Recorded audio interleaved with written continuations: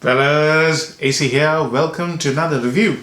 And today I'm going to talk about a very popular fragrance, Dior Sauvage Parfum. This was released in 2019 and it's actually one of my absolute favorite blue scents. François Dimashi created this, and in my opinion this is the best 2019 designer fragrance. I say this with full conviction. Look at the atomizer here. Wow, just amazing. Look at that. I didn't get the aim right, but just look at how beautiful. The best part about Dior is the atomizer, plus the scent, of course. Now, ambroxan is not my favorite note because these blue scents, ooh, this is strong. These blue scents tend to smell more or less the same to me, but some blue scents are just amazing, and I've done a couple.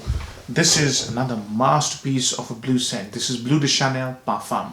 I tend to like the kind of composition the parfum gives out. This is so strong, I can hardly speak.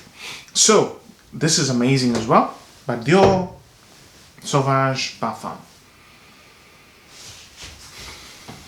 Amazing. Really amazing. See, the thing is, I absolutely pathologically hate the EDT. I can't stand it. And if I smell it on someone, that person becomes not my least favorite person for a while. I just can't stand the harsh, the cold, the indifferent attitude that EDT gives off. EDT is very metallic, heartless, cold, calculating, mean sort of a person. That's how I see it. So I really don't like it at all. Right? The EDP, okay. The parfum is a completely different story. Absolutely brilliantly made.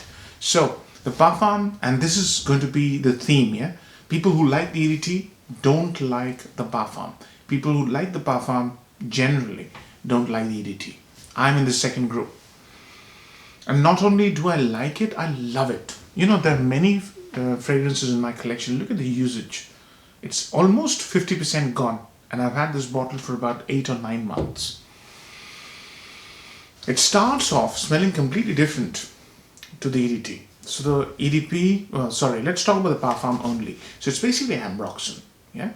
So this beautiful, woody, silken, synthetic smell, but it's combined with this resinous body. And that body is elemi with slight hint of fruity sweetness, orange, and zesty lemoniness, bergamot. Beautiful opening. Absolutely beautiful opening. Love it to bits. The fragrance stays like this for a while, and it's a long journey. This fragrance is a long fragrance. Towards the middle, the fragrance becomes a little bit more interesting. It brings in a note of Sri Lankan sandalwood. Now you guys know how much I love the note of sandalwood, but I've never smelled Sri Lankan sandalwood. But I can smell how sandalwood top note smells like in the fragrance. So it's mixed with ambroxan, the bergamot, the zestiness, the elemi, lemony, resinous smell with orange mixed with sandalwood smells divine. The fragrance smells amazing in the middle stages. And the dry down brings in a little bit more sweetness, a little bit more warmth. You know, sandalwood has this warmth.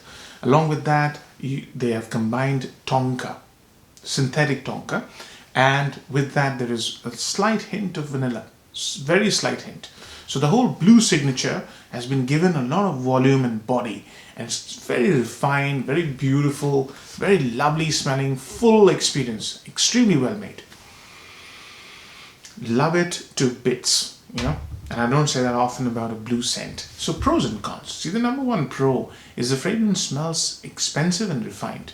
And that's true for Bleu de Chanel Parfum as well. And look at the usage on that one. Yeah, I hope the camera captures it. Yeah. So these fragrances smell modern, refined, well made. Yeah. So that's the number one pro. It's a very well made fragrance. It's a synthetic composition. In spite of being in synthetic composition, it smells premium. That's the number one pro. Number two pro is the versatility. You see, I thought LME, orange, these notes lean the fragrance. There's a beautiful note of olibanum as well. It's very lemony, slightly smoky. And olibanum is the star of the show with that LME. I thought those notes are ideal for autumn, and it is. But I've tried it in every weather because I really like wearing this fragrance any time of the day, evening, nighttime. And I realized that this fragrance does well in all weather conditions, absolutely all weather conditions. That's a sign of a very well made fragrance. So its versatility of the fragrance is the second pro. The third pro is the value for money.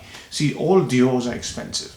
These ones will cost you between 70 and 90 pounds for 100 ml, but the value they give you is tremendous. As I said, it smells classy, it's very well made, and it's been sort of created to appease women in general. Women love the smell of ambroxan, and I've seen this myself. There's never a moment when I'm wearing either this or Bleu de Chanel that I don't get complimented by women who know me, or in some instances, women who don't know me don't compliment me, but they give me that look, as in, you have got fine taste. That's the kind of looks you will get. So the compliment factor is pretty high with this fragrance. That's the fourth. So downside. Number one downside is people who like the EDT will not like the EDP or even the parfum. Number two is the projection. See, the EDT projects a lot, but parfum is supposed to behave like an elixir. They by nature don't project.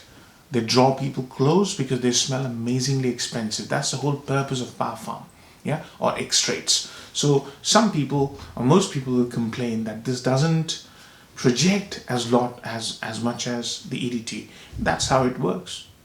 Parfum. The purpose of parfum is to draw people closer. It's got more volume, richness, complexity. It's a beautiful fragrance.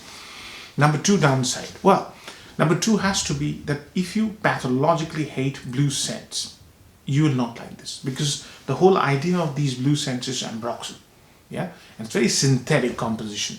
So if you don't like that synthetic ambroxan, you will not like this. So don't bother testing it, because ambroxan is, front and center of these fragrances. So those are two downsides. Now, occasions. I have thrown absolutely everything at this one.